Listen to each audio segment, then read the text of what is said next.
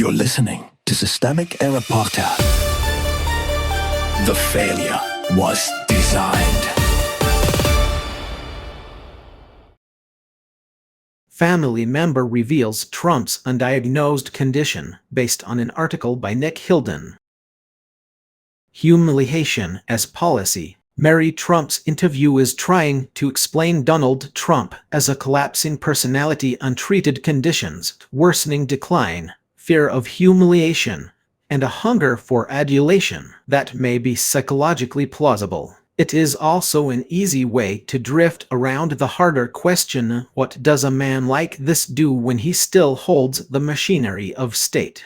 The source mistakes explanation for accountability. The article leans hard on family testimony and diagnosis language that frames Trump as a medical puzzle instead of a political actor. But the source itself names the real issue: he is making choices, and those choices have consequences, from the absurd reflecting pool to the catastrophic war with Iran. That is the political fact that matters, not whether his decline is accelerating, whether his power remains intact enough to keep producing damage. Power still sits with Trump. Trump is not some exiled figure being studied from a safe distance. He is the president. That means the institutional power, the appointments, the orders, the access, and the leverage still flow through him. His staff, allies, and hangers-on may understand his insecurities, but they are not victims of them in any morally meaningful sense. They exploit them. The source says people in his orbit know how to work his narcissism and insecurity. That is not a side detail. That is the operating system. A man who can be bought with praise, money, and power does not accidentally get manipulated by his circle. He gets managed by the people willing to feed the habit.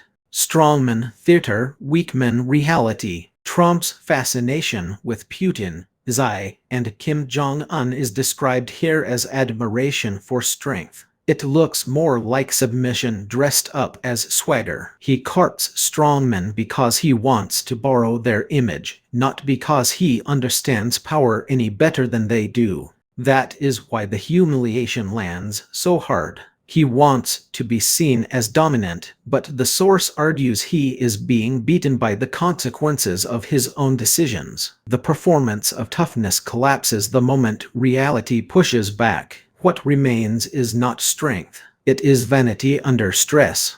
Misdirection has a function. This kind of coverage invites readers to watch Trump as a deteriorating individual rather than as the head of a political machine. That shift is useful to him and to the people around him.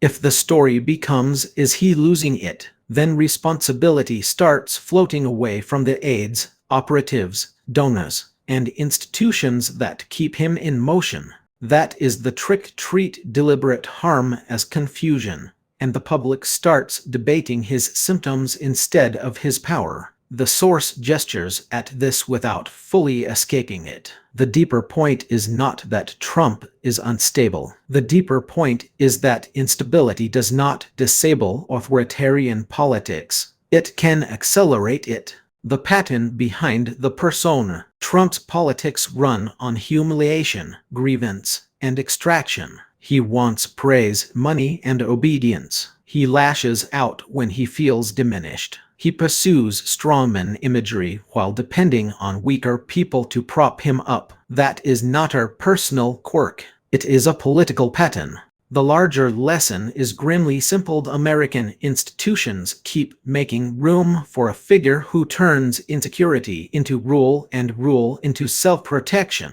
The danger is not only what he believes or how he declines. The danger is how many people continue to treat that decline as the main event while the damage keeps happening around it.